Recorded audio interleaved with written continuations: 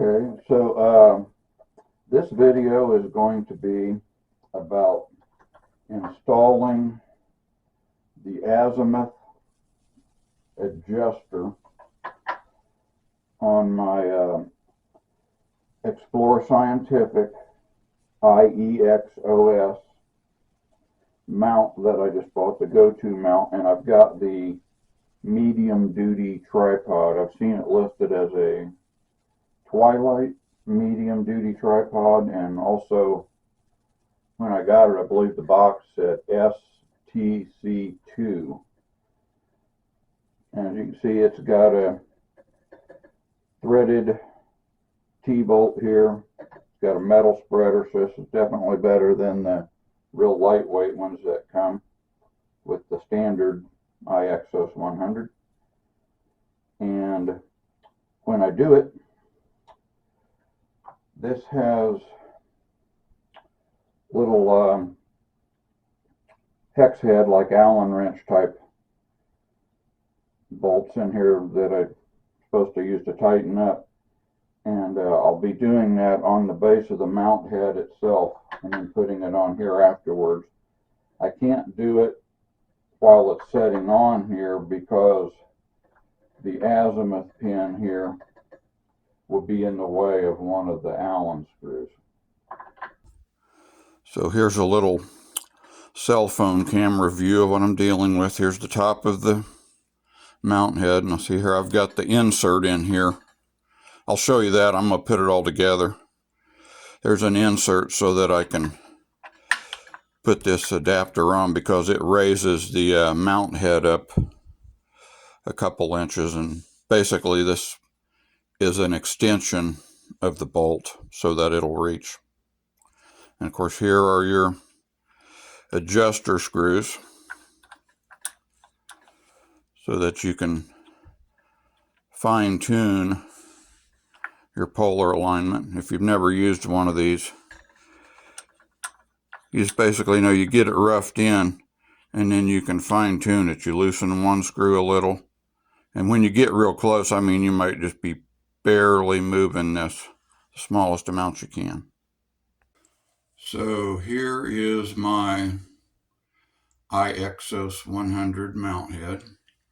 I'm going to be adding this azimuth adjuster down here at the bottom to this insert.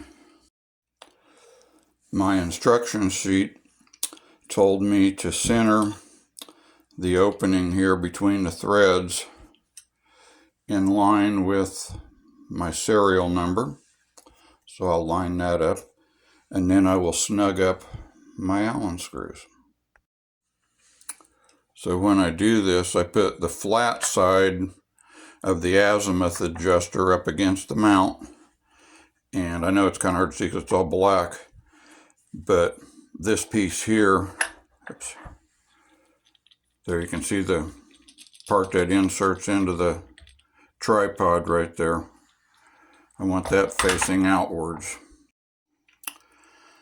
Now they included the Allen wrench, of course, and there's 3 different screws. One here, and then they're 120 degrees apart, so there should be one about right over here and one about right over here. Now before I tighten up any of my set screws, I have to remember to put in my self-centering extension piece. So really what this piece here is doing is extending this post here so that it goes farther down into the tripod. So we just snug this up here. And this way you won't end up having to worry about having one screw pushing it too far to one side or the other. So this should be nice and centered. So now that I've got this in here nice and snug, I'll tighten each one up little by little, start here, go around, work my way around, try to get them all even. Okay, so now I've got this snugged up tight and all 3 of my set screws tightened with my Allen wrench. So the next thing to do is properly install my spreader eyepiece tray and this T-bar. It has 2 spacers included down here. And then, so I'm going to be inserting this in through the bottom of the tripod, of course. After I have the thread coming up through the socket, I'll put this snap ring on the end of the post here so that it can't fall out onto the ground. Okay. Center that up. Now I gotta manage to get this thing on here without having it fly across the room.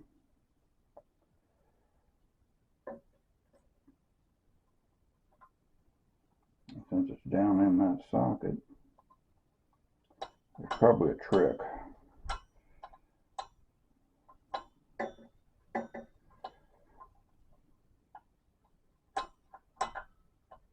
It's actually pretty easy. You just wiggle it in there until it lays flat, and it's sitting there. I'm going to get a flat blade screwdriver. Now I get my little flathead and see if we can press it on there. There we go. That was not too bad after all. I was afraid the thing would go flying. So now we just line up the eyepiece tray. So you got this little adjustable that'll allow this to slide down so I can get it to angle correctly.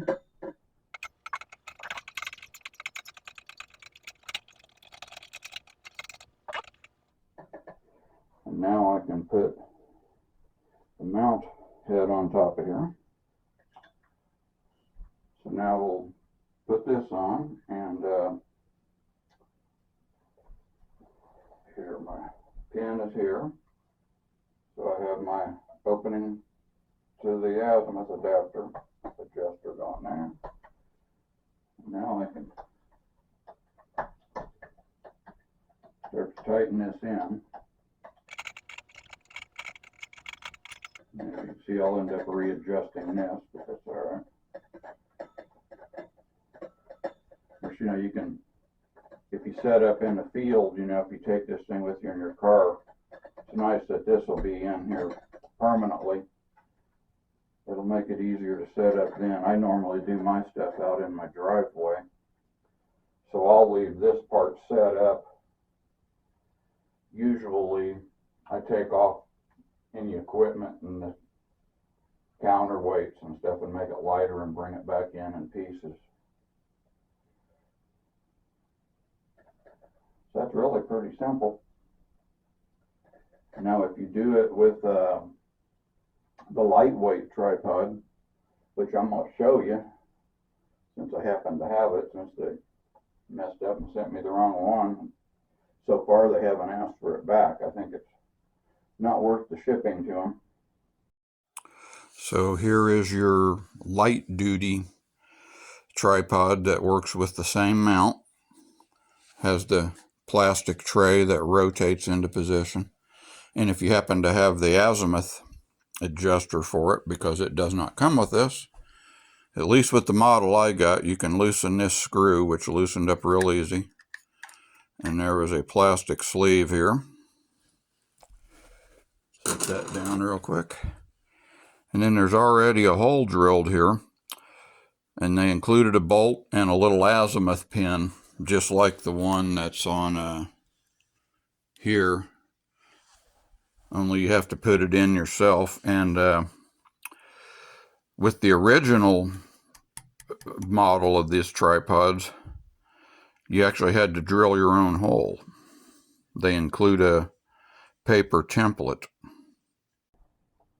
Now, depending on how tight you get this, you can actually adjust the tension of how easy it is to move this. I mean, you could crank it down real tight and you wouldn't be able to move at all. But since you have these azimuth adjuster screws, you want it to be able to make fine-tune adjustments with these screws. So my plan will be to get my polar alignment set reasonably well with a polar scope, which I'm going to install the one that came with this too. I'm going to show you how to do that, and then fine tune it with these. And these screws here, they feel like they're real lightweight, like aluminum or something. So these are kind of, you don't treat them like lug nuts on your car. I think you smash the threads. And then after you get it where you want it, maybe give this a little tweak if you want to tighten it a little more and make this base slightly more stable. Okay, let's take a look at how you go about polar aligning this baby. Now, this does not come with your typical polar alignment scope that some of them have. It actually has a peephole.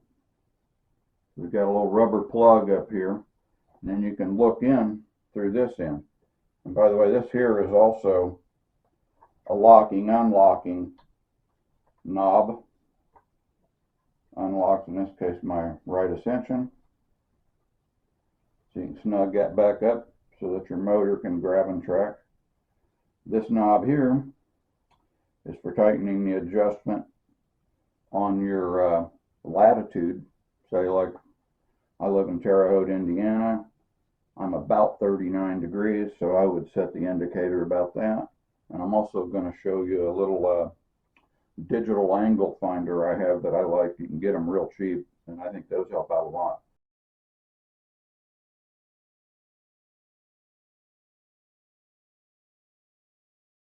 One thing that I've noticed about this, if you're out in the dark, it might be easy when you go to loosen this, if you happen to loosen it, to accidentally grab this because they're so close together.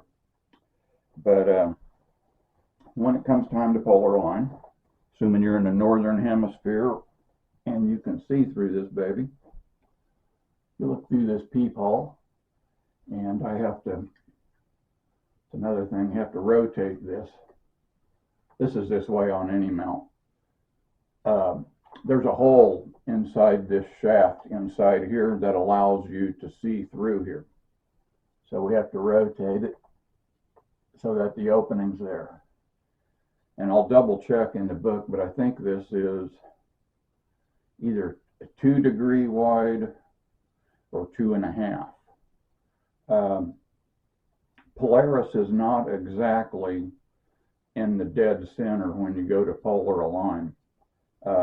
The North Celestial Pole, as they call it, is, I think it's like 0.8 of a degree from Polaris. So Polaris goes around that tiny little spot. Matter of fact, if you were to set up a camera just still on a tripod and take a long exposure for several hours, you could actually see Polaris moving around in an arc. It goes around, it goes in a full circle. So here's the way to do it if you don't have the polar scope, and you can get it kind of approximate. And then I've got their polar scope, and it mounts up here on the front. I'm going to get that, and we'll put it on. Okay, here is the polar scope, and this part mounts to the front of the telescope's drive motor box that houses it. And it has, sitting here trying to do this with one hand, little illuminated reticle, so that you can see. There's a, I don't know if this is an extra O-ring. I found it laying in there. I'm wondering if it goes in between there. And then it has a couple of screws. Takes a very tiny Allen wrench. I didn't see one included. We'll try to take a little peek down the eyepiece at that reticle.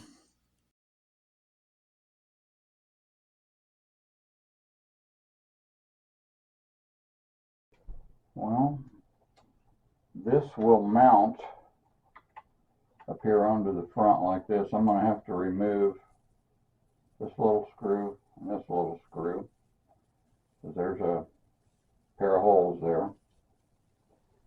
And then I can put it on. Now this thing here is kind of flopping. I can snug this up, and apparently I can choose whether I want it on the right or the left. I'm going to remove it for the minute just while I'm putting it on here, so this thing isn't flying around and trying to fall off. I am using a 2mm wrench. Move just these two. It's held on by about half a dozen of them, it looks like. So at least I don't have to worry about the whole cover falling off. We got one. Both of those came off. They're about 1/2 inch long. Okay, and I mentioned they gave me a bag with 2 more. So the ones they gave me, I guess, are replacements. They're slightly longer. They're maybe 3/4 of an inch to an inch. So now I should just be able to line this up here. Guess you can get this reasonably snug. You don't want it flopping in the breeze, but they are really small. So.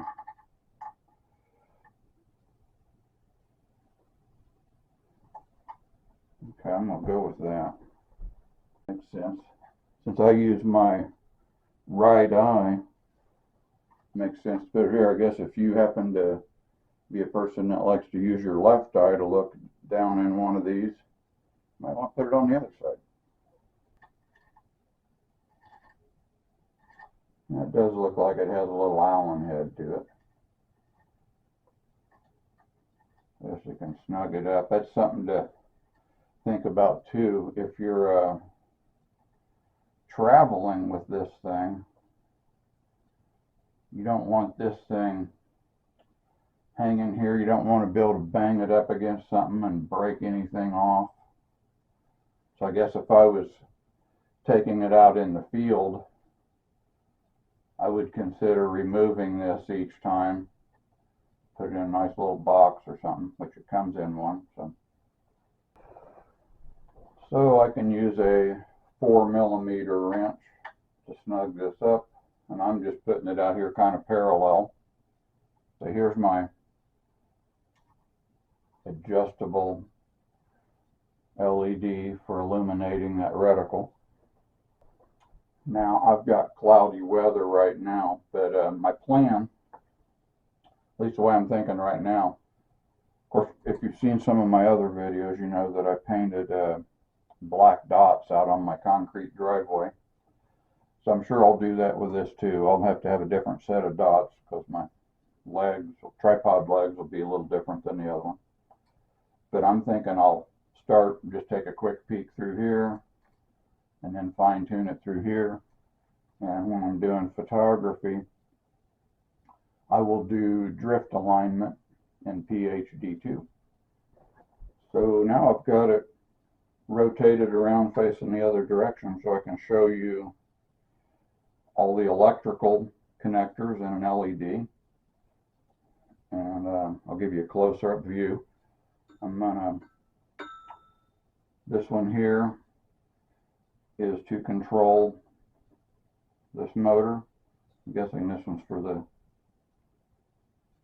declination motor. I'm not even certain. One motor has the wires. Surely it is. Yeah, I think internally they run a wire here to the right ascension, and then the other one would go over here for deck. So put that on there. This here has 9 pins.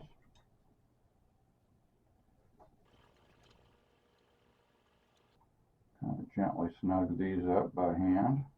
This here is your auto guider, which they refer to as ST4 type cable. Here's where you plug in your power connector, 12 volts. It comes with a little battery box of sorts that holds 8 C batteries, and then I've got an AC adapter, a 12 volt 3 amp that I'm using, so I can do it in my driveway without batteries. And this is, I believe they call it a type B connector. It says mini USB port, and that's so you can connect directly to a computer. So when you run this, you can run it by Bluetooth wirelessly with a tablet. It won't work with a standard Android smartphone. I've got an Android phone and it won't do it. You need at least a 7-inch screen. You can use an Android tablet, a Windows tablet, or an Apple type tablet. Now, one thing they did include is this little Wi-Fi antenna, and when you're using this by way of Wi-Fi with a tablet, it's already set to a preset Wi-Fi channel. But if you happen to be in a real busy place with a lot of Wi-Fi activity, you can connect this into this ST4 port, which of course is also the auto guider port, and use that to change your Wi-Fi channel. Now, this came with 2 counterweights. I think each one is supposed to weigh 1 kilogram. I weighed them and they weigh 2 pounds 5 ounces each. So I've got 4 pounds 10 ounces, so I got about 4.5 pounds. That tells you that they're kind of saying this is really good for very lightweight duty, but it says, I think it says you can go up to 9 pounds. I need to read it again for photography. It talks about having 19 pounds maximum, including counterweights, which is weird. So they're saying like 9.5 pounds of actual equipment. And then, as luck would have it, since I bought that other one, if you've seen my other video where I did the 4-inch refractor, the AR102, it came with a counterweight, and I thought they advertised it as 7 pounds. I just now weighed it. It weighs 5 pounds 11 ounces, and it fits on this same shaft. So that means I can go, what, 5 and 9, I can go a little over 10 pounds of weight here on the counterweight.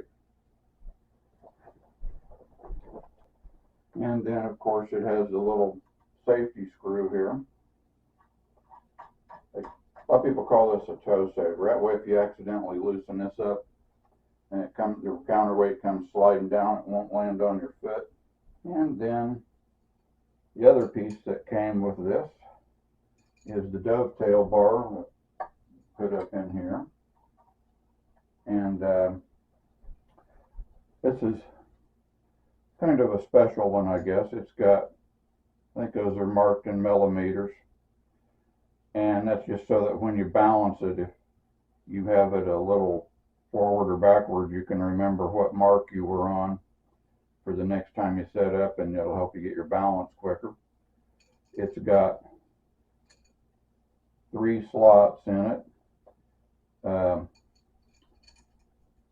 This here has a 1/4 by 20 for standard socket, and then it actually had a little sleeve nut over it, which I think was for a 3/8 inch socket.